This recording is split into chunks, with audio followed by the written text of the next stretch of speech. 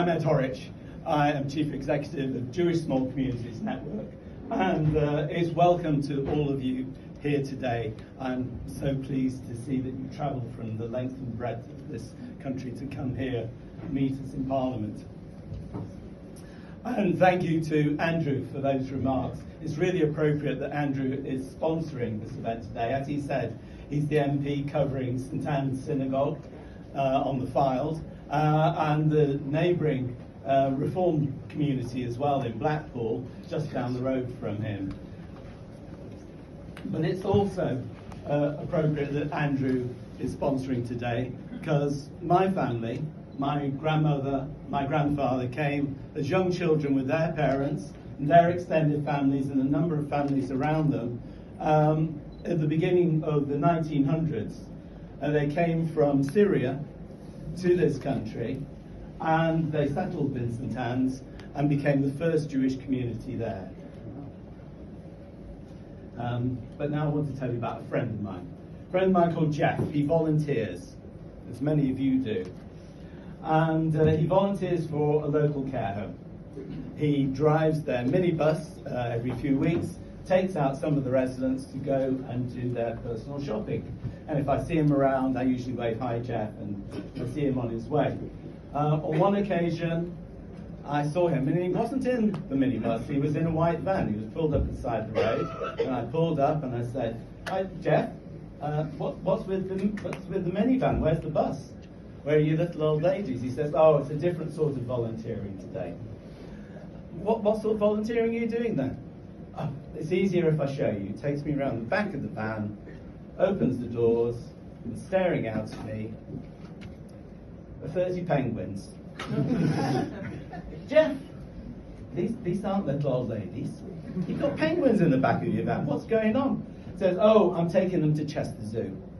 "Oh, fine, okay. Sorry, I'm a bit late. Better go." And off he goes. A few weeks later, I see Jeff again. He's got the white van again. And I stop. "Jeff, what volunteering trick are you doing this week?" He says, "Oh, it's the penguins." "What do you mean, the penguins? You took them to Chester Zoo." "Yeah, they loved it. I'm taking them to Blackpool." That really captures the spirit of our small communities. In small communities, volunteering isn't something that you recruit for. It's simply who we are. Everyone steps up, everyone contributes. Just look at all the inspiring leaders here today. Each one of them a volunteer, driven by passion and commitment to their communities. Now, as founder of JSCN, over the years, I've had the privilege of getting to know these remarkable communities. But as you probably know, as Jews, we are 0.2% of the global population. We're 0.5, similarly, of the population here in this country. Jews are a small community, tiny percentage. And as small communities, we're small communities in a small community. But what we may lack in numbers, we more than make up for in spirit, in resilience, and in connection. And you're all connecting here today. Across the 110 smaller communities, I used to say 100, but they keep growing. There's more of them all the time. Across the 110 smaller communities across this country, we're thriving, contributing, and we're at the forefront of building bridges.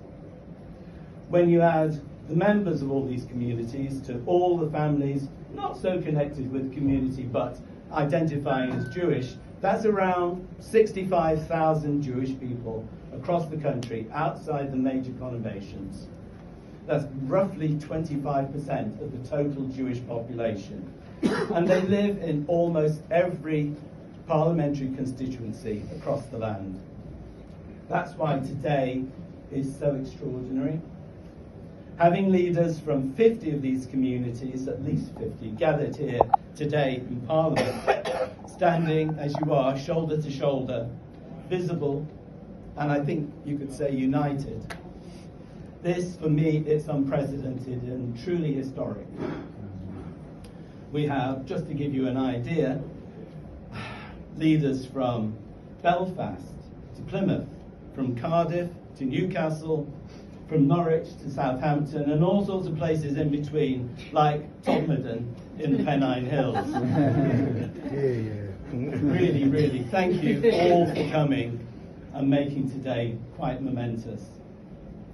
I want to say a couple of thank yous. Thank you to Mark Levy and Leo Brosh, the Jewish Leadership Council, and all the team there for really giving us insights and support and helping today happen.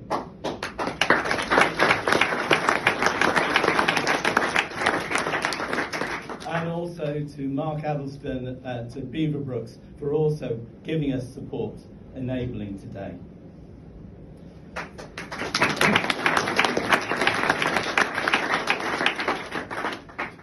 And I want to highlight two people who join us today as guests. The artist Karen Garfin. She's brought her latest work, she's only just finished it. It's called After the Event. Many of you might have seen it already. If you haven't, please take the time. It takes the form of a teenager's tallis, a Jewish prayer shawl, and it documents global anti-Semitic attacks targeting innocent Jewish children that have all taken place since October the 7th, 2023. The other person is the filmmaker Johnny Weinberg. He's the director of a short film entitled The Innocents, which we commissioned earlier this year. It deals with the modern-day communities of Norwich and Lincoln and the two medieval blood libels which occurred there and which spread throughout Europe, spreading anti-Semitism, which has stayed with us today and, as you all know, remains a major problem. The world premiere of this short film takes place on the 11th of November here in London as part of the UK Jewish Film Festival, and then it tours across the country and it will be available online, so I hope you all will see it. It's already been the catalyst for change, making the cathedral in Norwich rethink the wording around the description of William of Norwich and taking it down and now consulting with the Jewish community on how they can best share this shared history. Through gatherings like this, we are strengthening the connections between smaller communities and MPs, not just their own, but MPs who are interested in what we do as well. And really, we are building relationships that benefit not just us, but everybody. People often ask, how have the Jews survived throughout history after centuries of challenges, displacement, and adversity, to put it mildly? What's kept us not just surviving, but flourishing? Well, the answer lies in an innovation that emerged a very long time ago, after the destruction of the Second Temple. Facing the danger of fragmentation when our central Judaism was crushed, Jewish life underwent a transformation. Our ancestors did something quite revolutionary. They reframed Jewish life to celebrate difference. Discussion, discourse, and healthy argument became the lifeblood of Jewish learning and Jewish continuity. Maybe some of you are engaged in that today. Rather than seeing disagreement as division, we learned to cherish diverse perspectives. Dissonance became not a threat, but an asset, a source of strength and wisdom. This approach shattered the discord and prevented our society from fracturing. Alongside that, the rabbis evolved a profound concept of truth, not as something any individual or group owned exclusively, but as something discovered through collaborative effort, through bringing multiple voices to the table. Now, this ancient wisdom seems remarkably relevant today.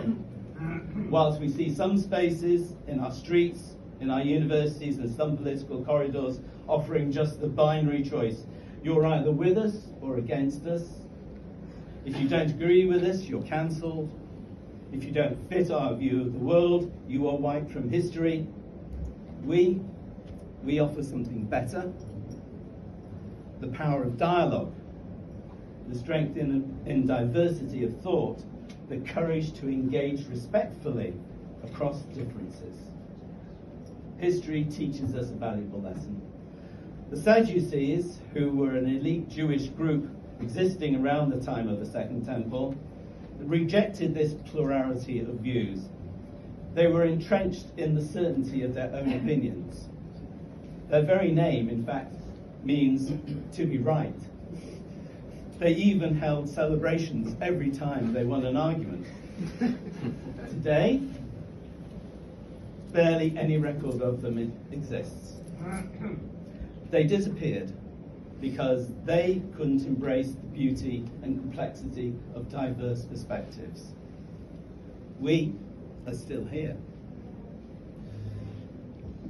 Our communities, whether small or large, remain vibrant, engaged, and vital to British society.